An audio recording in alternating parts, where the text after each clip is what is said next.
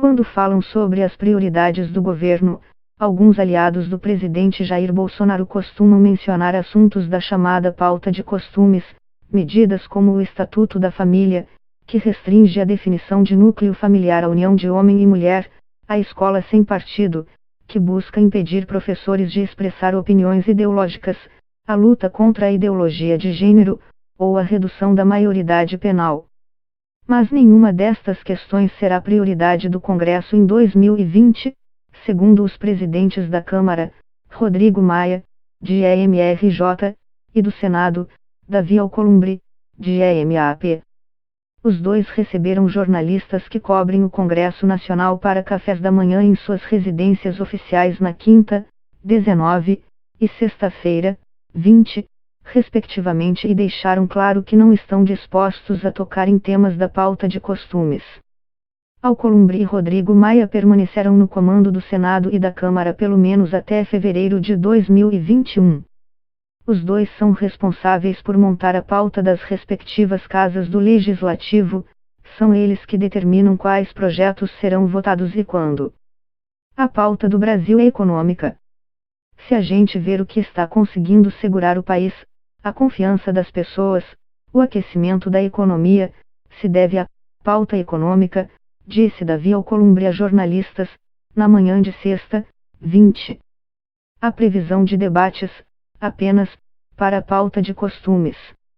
Os debates todos estão sendo feitos dentro da Câmara. Agora, votar escola sem partido, no próximo ano, não há qualquer previsão, disse Rodrigo Maia durante o café em sua residência oficial, na manhã de quinta-feira, 19. Outro projeto ligado à pauta conservadora, que permite às crianças estudarem em casa, o homeschooling, também não deve ser votado em 2020, disse Maia. Segundo o presidente da Câmara, as prioridades do Congresso, já para fevereiro de 2020, são aprovar a autonomia do Banco Central, o novo marco legal das parcerias público-privadas, PPPS, e a lei que moderniza as regras para a recuperação judicial e as falências de empresas. A Câmara também pode votar, ainda antes do Carnaval de 2020, o projeto que altera as regras para o licenciamento ambiental. O texto é relatado pelo deputado Kim Kataguiri, de EMSP. Ao longo do primeiro semestre, a agenda do Congresso é mais ambiciosa. Tanto Maia quanto Alcolumbre querem aprovar projetos de reforma tributária e administrativa. O presidente da Câmara também disse que quer ver aprovado o primeiro projeto da chamada Agenda Social da Câmara, especialmente as mudanças no Bolsa Família. O projeto foi apresentado em meados de novembro e foi criado por Rodrigo Maia em parceria com a deputada Tabata Amaral, PDT-SP.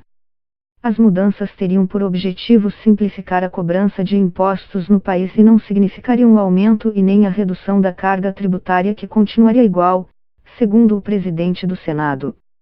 Hoje, a carga tributária do país está entre 33% e 35% do PIB, a depender do cálculo adotado. O governo também tem propostas a serem apresentadas sobre a reforma tributária. Segundo o ministro Paulo Guedes, o governo não encaminhará uma terceira PEC sobre o tema, mas fará sugestões à comissão de deputados e senadores criada para estudar o assunto.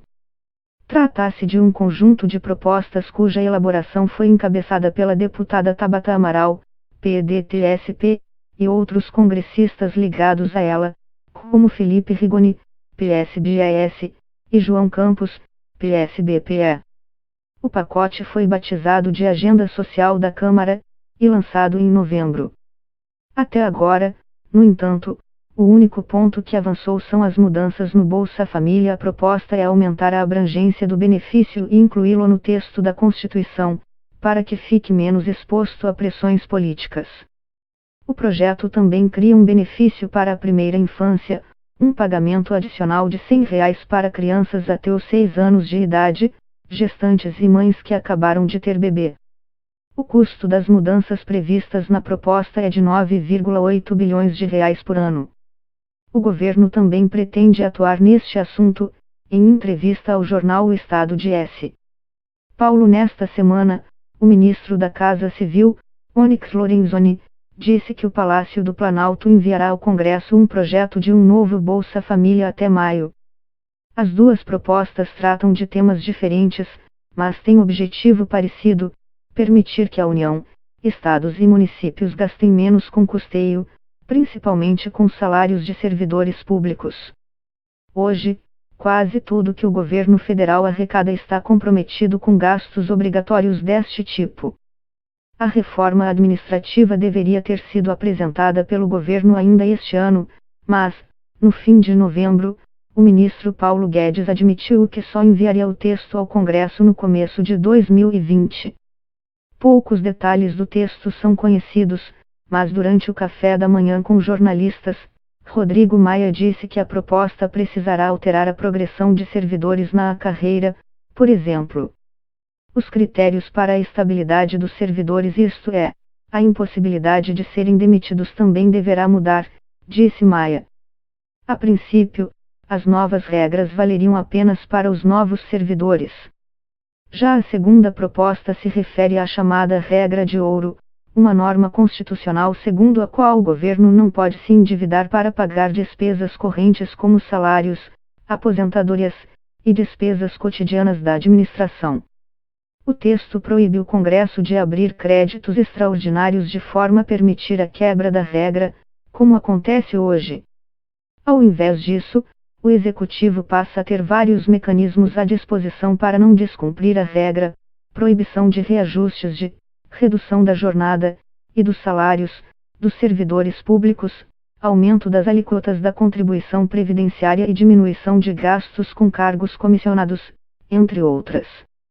Hoje, o presidente e os diretores do Banco Central do Brasil, Bacen, são indicados pelo presidente da República e podem ser substituídos a qualquer momento. A proposta estabelece um mandato com duração fixa de 4 anos, renováveis por mais 4, para estes profissionais. A data de início dos mandatos também seria intercalada com a posse do presidente da República, para reforçar a independência dos dirigentes do Bacen em relação ao Executivo. Juridicamente, o Banco Central é hoje uma autarquia federal, vinculada ao Ministério da Economia. Com a mudança, o órgão pode passar a ter autonomia administrativa e financeira para organizar suas atividades.